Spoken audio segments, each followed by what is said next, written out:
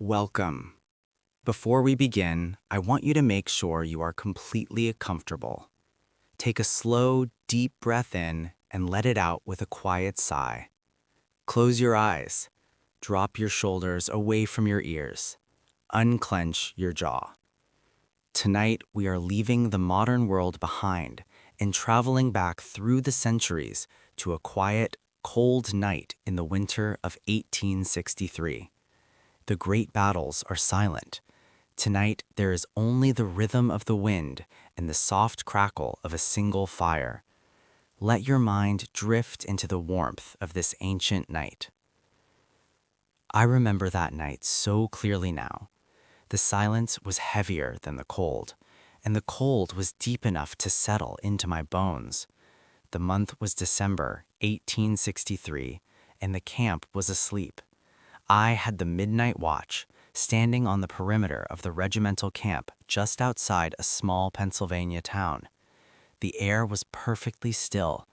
It was that specific kind of winter stillness where every sound carries for miles.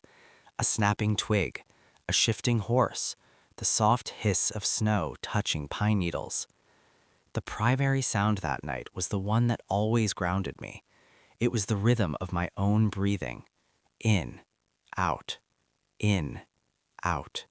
My breath was visible in the moonlight, rising in soft white plumes that twisted and dissolved into the black sky. It felt almost like watching my own spirit taking form in the cold. My rifle was leaning against the rough bark of an old oak tree beside me. The metal was frozen, so cold that if I touched it with a bare hand, it would stick. My woolen gloves, though worn thin, were my sanctuary. I had learned to keep my hands moving, just slightly, rubbing the coarse fabric together.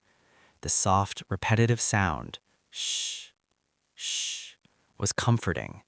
It was a rhythmic reminder that I was still there, still warm inside my layers.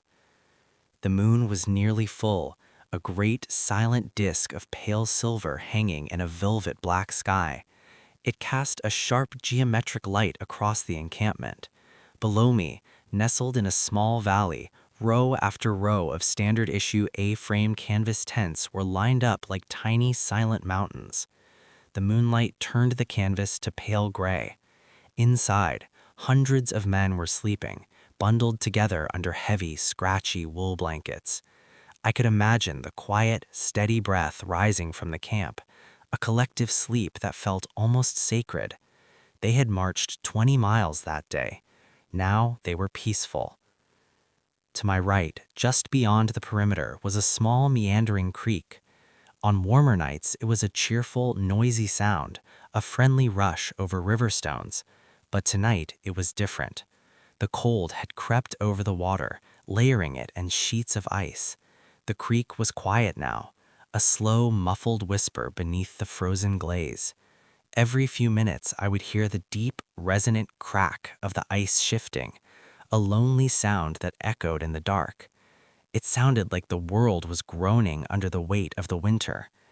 Further out, in the deep woods beyond the creek, I could hear the occasional call of a great horned owl. The sound was low, hollow, and repetitive. Woo, woo. It wasn't scary, it was just a constant, unyielding pulse of the wilderness. It was the only voice of the night, and it seemed to assure me that the world was still alive, even in its deepest sleep. The campfires had all been doused, save for one small picket fire I was tending. I looked down at it. It was just a small cluster of glowing embers, pulsing with a deep, hypnotic orange light. Now and then, a piece of oak wood would collapse, sending a fountain of tiny sparks spiraling up into the blackness. I would pick up a long stick and gently prod the coals. The sound was soft and satisfying, a subtle crackle and hiss. Every prod released the sharp, smoky aroma of burning oak. The smoke itself was a familiar presence, weaving its way through the air, carrying the memory of every campfire I had ever sat beside. The smell was another sanctuary: wood smoke, damp wool, pine pitch, and the rich, complex scent of horses stabled nearby. It was an earthy, comforting aroma that reminded me of home, of kitchens and hearths. It promised that even in this wide, cold valley, a place of safety existed. As I stood there, watching the smoke rise, I would think about my family back home. I didn't worry, not exactly. The night was too calm for worry. I just visualized my mother's kitchen, the large iron stove radiating a deep, unyielding heat. I could imagine the ticking of the old grandfather clock in the hallway. Tick, tock, tick, tock. A slow mechanical heart beating the same time miles and miles away. It felt as though time itself was a bridge connecting my cold watch post to that warm, safe kitchen. The snow had started to fall again just a few hours into my watch. They were large, soft flakes that drifted down from the sky, completely silent. They would settle on the sleeve of my heavy navy blue coat, on the felt of my forage cap, and the leather of my boots. I would watch one intricate flake land on my glove, its complex pattern visible for just a moment before the slight warmth of my hand dissolved it into a tiny shining drop of water. It was a reminder of how delicate, how brief everything was, and how quiet. The snow began to cover the ground, burying the mud of the day's march beneath a blanket of pure, unbroken white. It covered the tops of the tents, the firewood piles, and the artillery pieces. The world was being erased, simplified into a smooth landscape of shadows and soft, diffused light. The moonlight caught the fresh powder, making the whole valley sparkle as if it were covered in crushed diamonds. I looked up at the night sky. The clouds were beginning to part again. In the Milky Way it was a vast, sprawling river of stars. They were ancient, unmoving, watching over this war and every war before it. They didn't care about our causes or our battles. They just existed, a beautiful, constant background to our brief stories. Looking at them made my own cold watch seem so small, so manageable. The entire world was wrapped in a cosmic peace that was deeper than any human conflict. I began my repetitive walk back and forth along the perimeter line. Crunch, crunch, crunch. My boots against the soft snow. I didn't rush. I would walk 50 paces in one direction, stop, look out into the woods, and then 50 paces back. 101, 102. I counted the steps in my mind, a mantra of numbers that pushed away active thought, replacing it with rhythm. It was a simple, repetitive task that allowed my body to move on autopilot while my mind drifted into a quiet meditation. The horses in the picket lines nearby were restless. They are sensitive animals. I could hear them shifting in the dry straw, their heavy hooves moving in slow, deliberate patterns. A quiet whinny. The rich, clean smell of dried hay and warm leather floated across the cold air. They were awake, but they were not alarmed. They were just waiting, like me, for the morning. Their presence was grounding, a massive, warm entity just 100 yards away. A single wagon was parked near the supply tents. The moonlight caught the canvas cover, making it look like a pale ghost. I imagined the things inside, crates of hardtack, sacks of coffee beans, bolts of fabric. It was the logistics of endurance, just simple, heavy, mundane things that kept us alive. In the quiet of the night, those things felt valuable, almost sacred.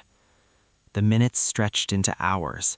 Time was not measured by a clock on this watch. It was measured by the movement of the moon across the sky. When I first started my post, it was low in the east. Now it was high above the camp, bathing the entire valley in its soft, impartial light. And the entire time, my breath remained visible, a constant plume that never stopped, never failed. A single sentinel, perhaps a mile away on the ridge, would occasionally call out the hour. "All is well." The words would float across the valley, a low, drawn-out sound that was muffled by the snow and distance. All is well. It was a chain of voices, each soldier confirming to the next that the night was still safe. It was a collective promise of protection. I would wait, and when it was my turn, I would add my voice to the chain, throwing the words out into the dark. It was a powerful thing, that shared silence and shared sound. I looked down at the stick I had been prodding to fire with. The tip was black, glowing with a soft, pulsing red heat.